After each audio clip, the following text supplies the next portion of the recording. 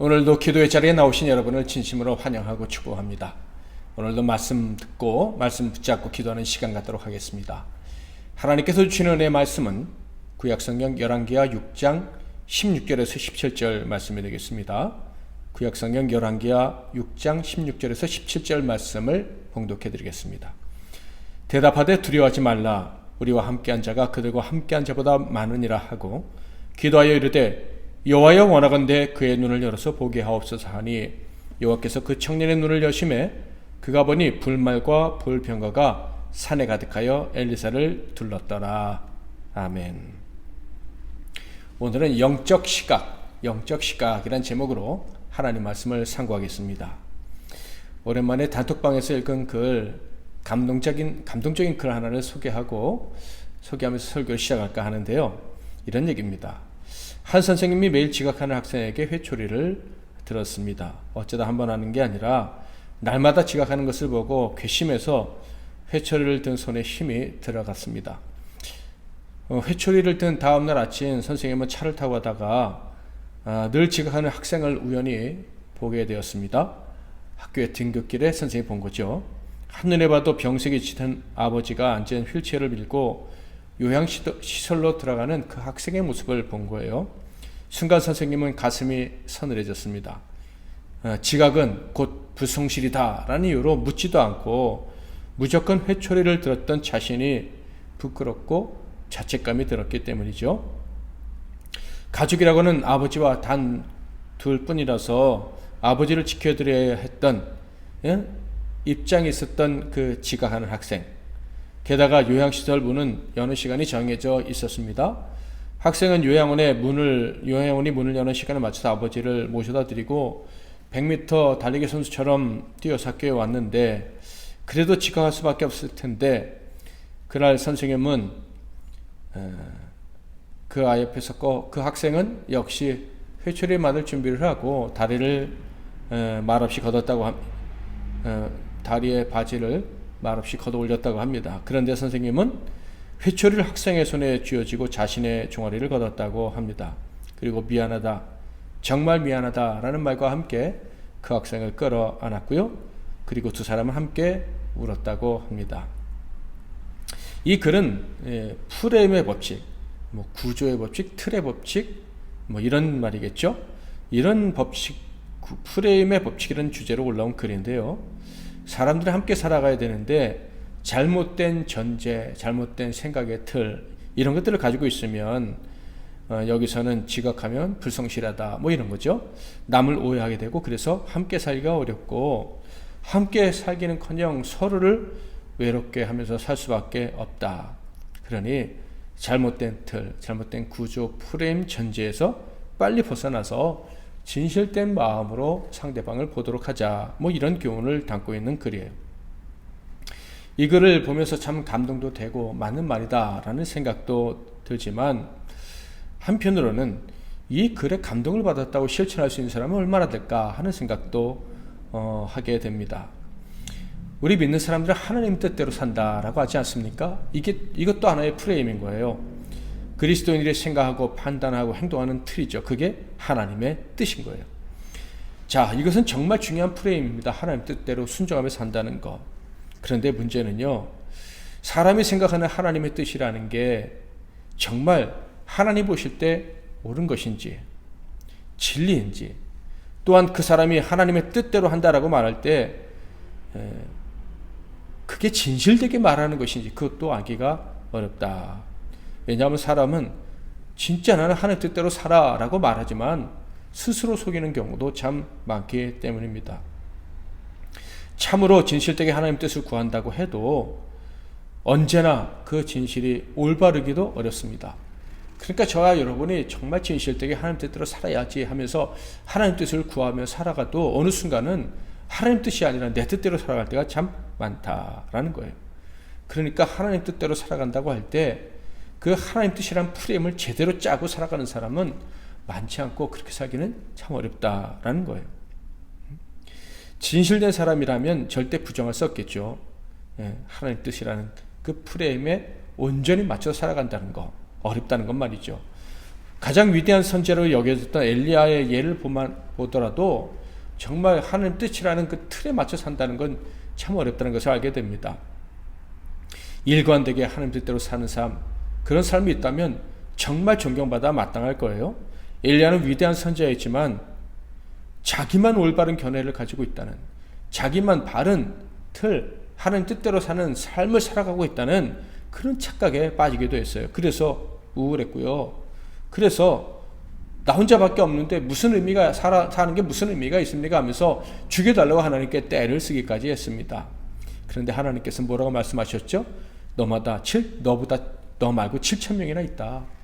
하나님의 뜻대로 살려는 바른 생각의 틀을 가지고 살아가는 사람이 그렇게 많이 있다라고 말씀을 하셨어요. 그러니까 엘리야의 생각이 완전히 틀렸다라는 것이죠.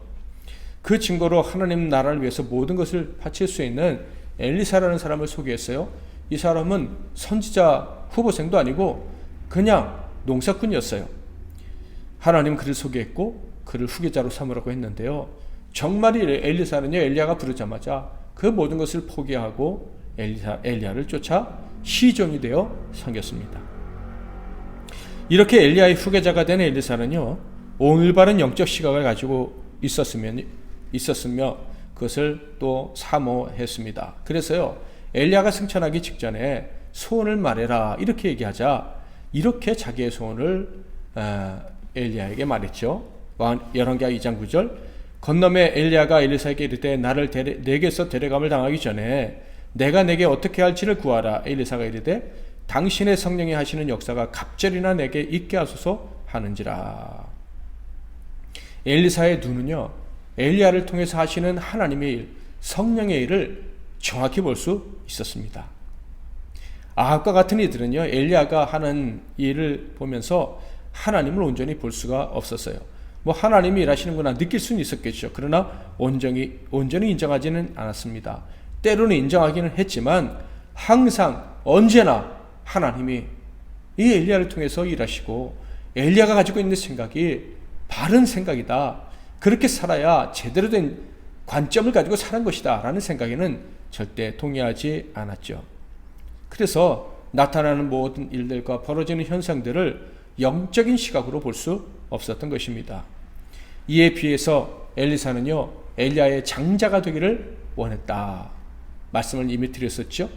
즉 엘리야가 물려줄 유산 중에서 최고의 유산을 받기를 원했는데 그것이 바로 하나님의 성령이 하시는 일을 보고 순종하는 자가 되고 싶다. 엘리야처럼 쓰임받는 자가 되고 싶다라는 거예요.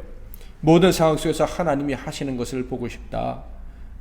그것이 엘리사의 소원이었다라는 거예요. 온전한 영적 시각을 가지고 남은 인생 살아가기를 원하는 것, 그것이 엘리사의 꿈이었어요. 그래서 그는요, 그 영적 시각, 하나님의 하시는 일을 보는, 그리고 하나님의 뜻대로 행하는 그런 복을 받았습니다.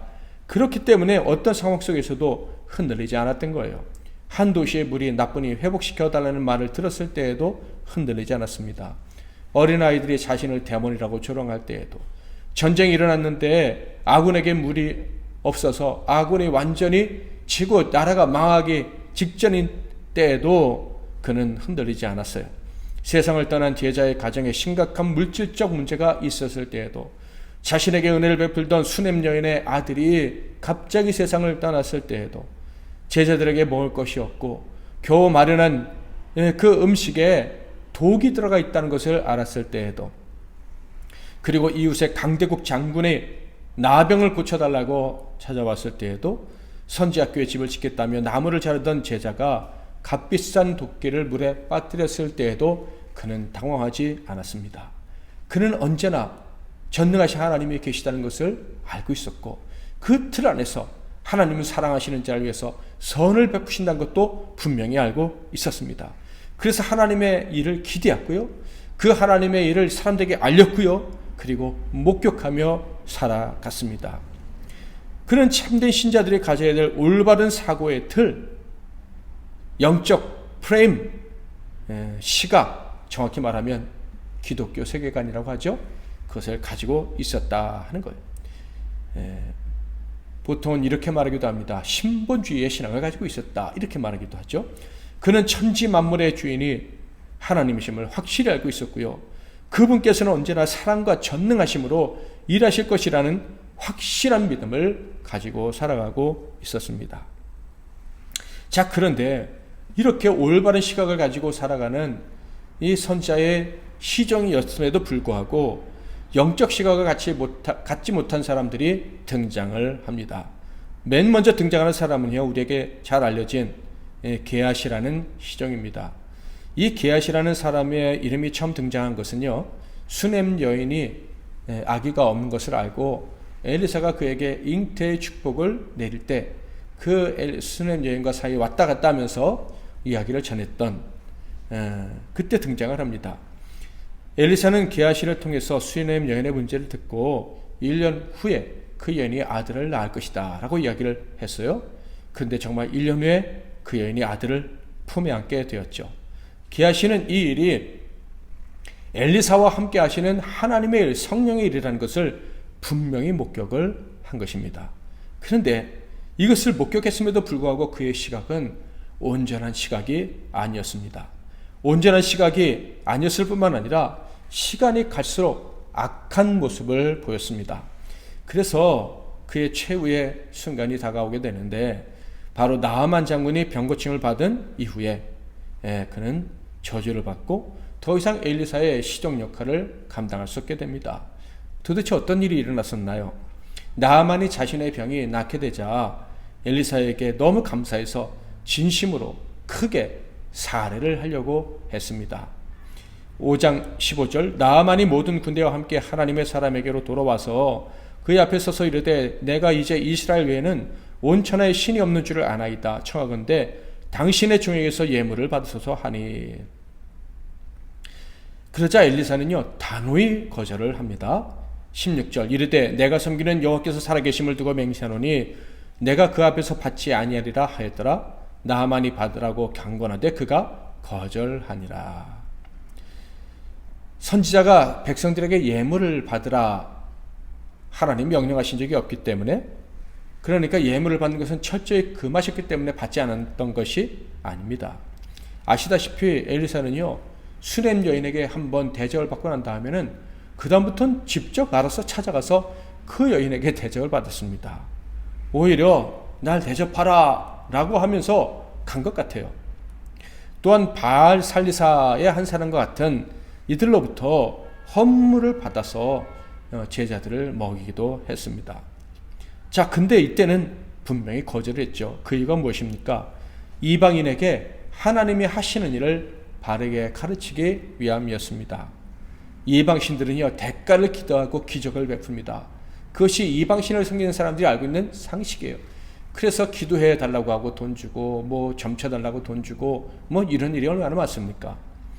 그러나 하나님은 대가를 기대하시고 은혜를 베풀어 주시는 분이 아니에요. 하나님의 사람 엘리사는 이 이방 초신자가 하나님에 대해서 오해하는 것은 하나님의 뜻이 아니라고 분명히 알고 있었던 것이죠. 하나님은 주인이시고 사랑이시기 때문에 하나님이 원하신 자, 택하신 자들에게 거저 은혜를 베풀어 주신다. 이것을 가르쳐야 될 필요가 있었던 거예요. 그래서 그가 감사의 예물을 바치겠다고 할 때 한 푼도 받지 않고 돌려보냈던 것이죠. 그러니까 엘리사는 자신을 통해서 엄청난 기적을 하나님이 행하셨지만 온전한 시각을, 영적 시각을 잊어버리지 않았던 것입니다. 그가 그의 수고에 대해서 보답을 받을 때 곧 백성들에게 섬김을 받아도 될 때와 그렇지 않을 때를 분명히 알고 있었다 하는 거예요. 저 역시도 과거에 순수하지 못한 섬김을 거절했던 때가 있었습니다. 또 다른 일과 함께 어떤 사람에게 섬김을 받지만 마음을 받을 수 없겠구나라고 생각했던 적도 기억이 납니다. 모두가 마음으로 섬기고 마음으로 주고받을 수 있으면 좋겠지만 모든 사람의 마음이 다르기 때문에 그럴 수가 없는 거예요. 엘리사는요 나만의 섬김은 진심이라고 알고 있었고 받아도 부끄럽지는 않다고 생각을 했어요. 그러나 하나님의 뜻은 받는 것이 아님을 분명히 알았어요. 혹시라도 이 나만이 하나님을 우상들과 비슷하게 여길까 철저히 거절을 했던 것입니다. 그런데 안타깝게도 그의 시종, 그러니까 엘리사를 가장 가까이서 보았던 게하시는요 온전한 영적 시각을 갖지 못했습니다. 그는 선지자의 수고에 대한 정당한 보상이 있어야 된다고 생각을 했어요. 물론 그것이 완전히 틀린 말은 아니었어요. 그런데 이번 경우는 아니었죠. 그럼에도 불구하고 그는 이렇게 생각했어요. 선지자가 거부한다면 내가 받아야겠다. 그래야 나도 선지자님도 먹고 살 수 있는 게 아니겠느냐. 우리는 다른 직업을 가진 사람도 아닌데 뭐 이렇게 생각을 한 것이죠. 그래서 그는 엘리사 몰래 아람으로 돌아가는 나아만 장군을 따라가서 이렇게 말합니다. 5장 20절. 하나님의 사람 엘리사의 사원 게하시가 스스로 이르되 내가 내 주인이 이 아람 사람이 나아만에게 면하여 주고 그가 가지고 온 것을 그의 손에서 받지 아니하였도다. 여호와께서 살아계심을 두고 맹세하노니 내가 그를 쫓아가서 무엇이든지 그에게서 받으리라 하고, 놀랍게도 그는 나아만에게 대가를 받는 것이 하나님의 뜻이다 라고 생각을 한 거예요. 그래서 결국 쫓아가서 은 2달란트와 옷 2벌을 얻어냅니다. 당연히 엘리사가 달라고 했다고 거짓말해서 받아낸 것이죠. 이것은 엄청나게 많은 양이었는데 두 사람의 사환들이 이고 와야 되는 것이었어요. 자, 그 결과는 어떻게 됐을까요? 26절 27절. 엘리사가 이르되 한 사람이 수레에서 내려 너를 맞이할 때 내 마음이 함께 가지 아니하였느냐. 지금이 어찌 은을 받으며 옷을 받으며 감나원이나 포도원이나 양이나 소나 남종이나 여종을 받을 때이냐.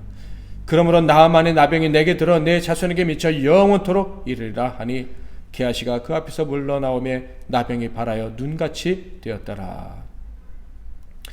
그런데 성경을 보면요, 이 게하시의 영적 시각의 문제가 처음부터 있었다는 것을 우리로 하여금 짐작하게 해줍니다.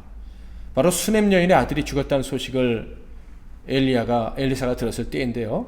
이때 엘리사는요, 자신이 가는 대신에 게하시가 자신의 지팡이를 가지고 가서 이 아이를 살려주라고 지시를 내렸습니다. 자, 그런데 그때 게하시에게 이렇게 말을 했어요. 4장 29절. 엘리사가 게하시에게 이르되 내 허리를 묶고 내 지팡이를 손에 들고 가라. 사람을 만나거든 인사하지 말며 사람이 내게 인사할지라도 대답하지 말고 내 지팡이를 그 아이 얼굴에 놓으라 하는지라. 절대 다른 데 관심 두지 말고 시선 주지 말고 오직 그 아이만 생각하고 가서 그 아이를 살려라. 이런 얘기였죠. 왜 이런 얘기를 했을까? 혹시 그가 다른 곳에 눈 돌릴 가능성이 너무 많기 때문에, 믿을 만한 사람이 아니었기 때문에 이렇게 말한 것은 아닐까라는 생각이 듭니다. 결국 게하시는 하나님의 일을 기뻐하며 그 일을 하는 선지자를 주인으로 모셨지만 저주를 받게 됩니다. 이를 통해서 영적 시각을 갖는 것은 정말 어려운 일이구나. 하나님의 그 위대한 선지자와 함께 살아도 이런 영적 시각을 갖지 못하고 저주를 받을 수도 있구나. 은혜 아니면 불가능한 것이구나 하는 생각을 하게 됩니다. 자, 이렇게 해서 게하시가 탈락하고요. 다른 성지 생도가 엘리사의 시종이 됩니다. 자, 그런데 그는 제대로 된 영적 시각을 가지고 있었을까요? 그의 영적 시각 역시 부족했는데 바로 아람과의 전쟁 상황에서 들통이 나고 맙니다. 아람 왕은요, 이스라엘을 침공하려고 했는데 당장 전면전을 치르는 것보다는 자객을 보내서 이스라엘 왕을 먼저 처치하는 것이 좋겠다라는 생각을 합니다. 그래서 계획을 세우는데 세울 때마다 번번이 들통이 나는 거예요. 이유는 바로 선지자 엘리사 때문이었습니다. 그것이 밝혀졌죠. 6장 12절. 그 신복 중에 한 사람이 이르되 우리 주 왕이여 아니로소이다. 오직 이스라엘 선지자 엘리사가 왕이 침실에서 하신 말씀을 이스라엘의 왕에게 고하나이다 하는지라. 아람 왕은 이 사실을 알고 선지자를 먼저 처리하는 것이 최우선이라고 생각하고 특수부대, 정예부대를 파송했습니다. 이 특수부대는요, 원래 밤에 엘리사가 거하고 있는 도단이라는 성을 에워쌌습니다. 엘리사가 도망갈 수 있는 퇴로를 다 차단을 한 것이죠. 이제 날이 밝으면 성읍으로 돌격을 해서 엘리사를 처단할 계획이었습니다. 자, 그런데 바로 이 모습을 엘리사의 사원이 아침 일찍 일어나서 발견을 했어요. 그는 벌벌 떨면서 엘리사에게 이렇게 보고를 합니다. 6장 15절. 하나님의 사람의 사원이 일찍 일어나서 나가보니 군사와 말과 병거가 성읍을 에워쌌는지라. 그의 사원이 엘리사에게 말하되 내 주여 우리가 어찌하리까 하니. 자, 그런데 이런 긴박한 보고를 받은 엘리사는 뭐라고 대답을 합니까? 16절. 대답하되 두려워하지 말라. 우리와 함께한 자가 그들과 함께한 자보다 많으니라 하고, 이 사원 입장에서는 말도 안 되는 얘기를 하고 있어요. 누가 우리와 함께하고 있단 말인가? 그러자 엘리사가 그 상황을 위해서 이렇게 기도해 줍니다. 17절. 기도하여 이르되 여호와여 원하건대 그의 눈을 열어서 보게 하옵소서 하니 여호와께서 그 청년의 눈을 여심해 그가 보니 불말과 불병거가 산에 가득하여 엘리사를 들렀더라. 이 사람은 그와 시와는 달리 하나님의 은혜가 있어서 눈을 열고 하나님의 사람을 하나님께서 돕는 것을 확인할 수가 있었습니다. 그리고 나서 엘리사는 또 기도를 했어요. 아람 사람이 엘리사에게 내려오매 엘리사가 여호와께 기도하여 이르되 원하건대 저 물의 눈을 어둡게 하옵소서 하며 엘리사의 말대로 그들의 눈을 어둡게 하신지라. 이미 영의 눈이 어두운 아람 군사들이었는데 이제 육의 눈까지 멀게 만든 거예요. 그래서 특수부대는요 다 소경이 되고 맙니다. 엘리사의 포로가 되었죠. 엘리사는 그들을 끌고 이스라엘의 왕에게로 나아갑니다. 그러자 왕이 이렇게 말합니다. 21절. 이스라엘 왕이 그들을 보고 엘리사에게 이르되 내 아버지여 내가 치리까? 내가 치리까? 하니, 평소엔 엘리사를 무시하고 경원시했던 왕입니다.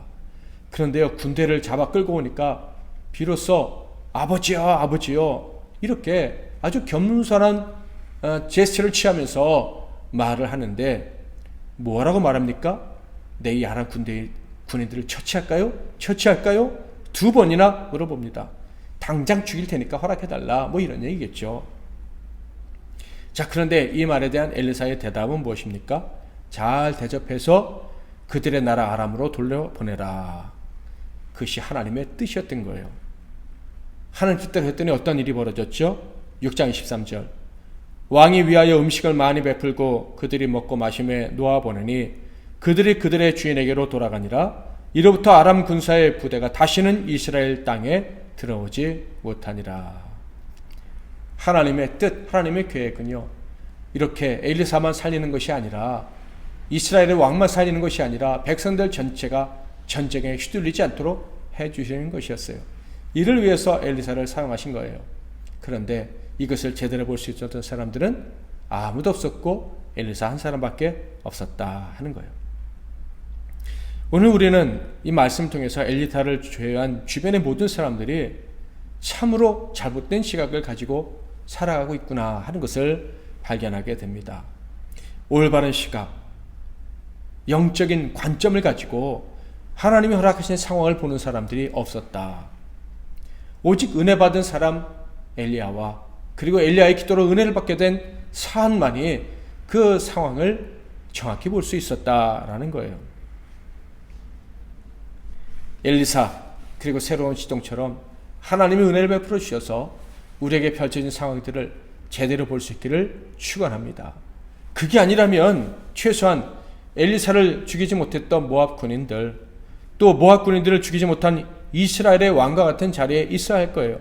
그래서 하나님의 뜻에 거역하는 그런 잘못을 저지르면 안 될 것입니다. 물론 이 군인이나 왕은요 구원받지 못한 자들에게 해당되는 얘기죠.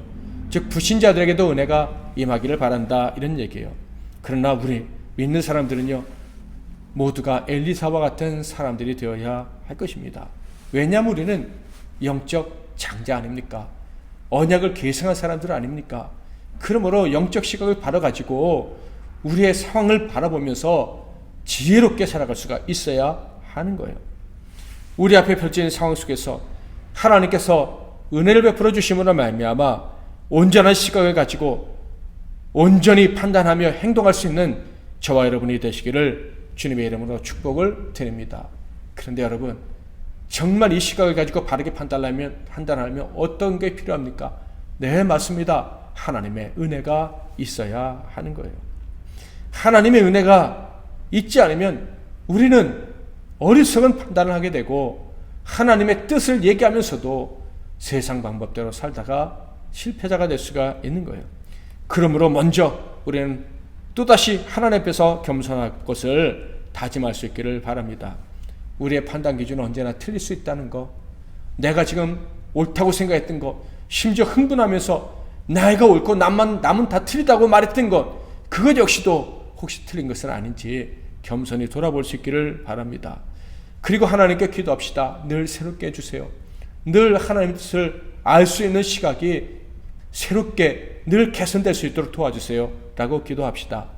이 겸손을 가지고 성급하게 판단하고 감정을 드러내기 전에, 어리석게 행동하기 전에 하나님의 성령의 뜻을 구하고 가르침을 구하고, 그래서 바르게 행동할 수 있는 저와 여러분이 되시기를 바랍니다. 우리는 성령의 시대에 살아가고 있어요. 복받은 자들이에요.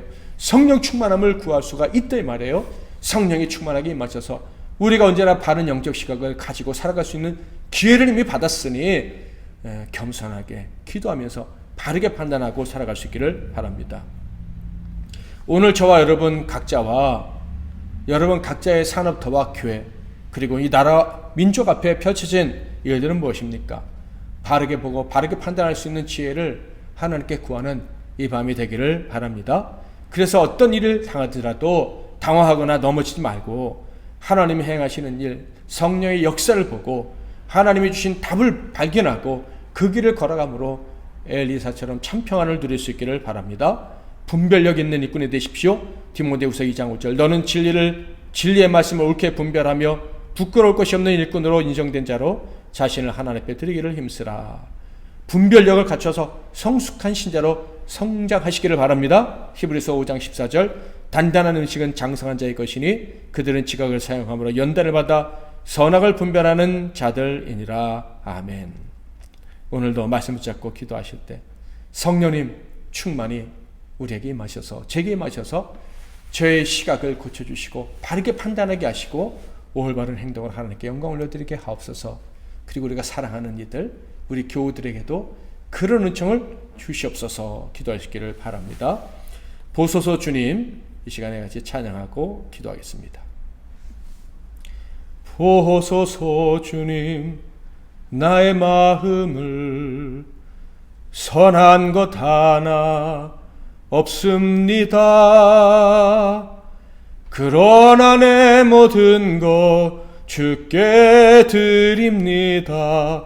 사랑으로 안으시고 날 새롭게 하소서. 보소서 주님, 나의 마음을 선한 것 하나 없습니다. 그러나 내 모든 것 주께 드립니다. 사랑으로 안으시고 날 새롭게 하소서. 주님 마음 내게 주소서. 내 아버지 주님 마음 내게 주소서. 나를 향하신 주님의 뜻이 이루어지도록 주님 마음 내게 주소서.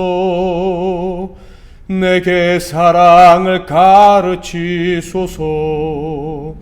당신의 마음으로 용서하게 하소서. 주의 성령 내게 채우사 주의 길 가게 하소서. 주님, 당신 마음 주소서. 주님 마음 내게 주소서.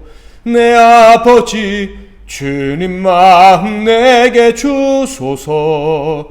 나를 향하신 주님의 뜻이 이루어지도록 주님 마음 내게 주소서. 오늘도 말씀 붙잡고 기도하시고 승리하시는 복된 밤 되시기를 바랍니다. 제가 먼저 기도하고 여러분 이어서 각자 하나님께 아뢰 모든 기도 제목들 담대히 아뢰시기를 바랍니다. 기도하겠습니다. 하나님 아버지, 오늘 영적 시각이란 제목으로 하나님 말씀을 또 우리가 상고할 수 있도록 허락해 주시니 감사합니다. 성령님께서 이 시간에 역사해 주셔서 이 말씀을 듣는 성도들을 바르게 깨닫게 하시고 바르게 볼 수 있는 은혜를 허락해 주신 줄 믿습니다. 자기 자신을 하나님 앞에서 바로 볼 뿐만 아니라 주어진 상황을 바르게 보고 그리고 또 어떻게 대처해야 하나님 뜻대로 행할 수 있는지를 하나님이 가르쳐 주신 줄 믿습니다. 더군다나 성령의 도우심을 구하며 우리 성도들이 기도하게 해주시니 감사합니다. 기도할 때 저희들의 마음을 고쳐주시고 저희들의 판단을 올바르게 교정해 주시고 그리고 바른 길을 담대하게 평안하게 흔들림 없이 걸어갈 수 있도록 은혜 베풀어 주시옵소서. 예수 그리스도의 이름으로 기도하옵나이다. 아멘.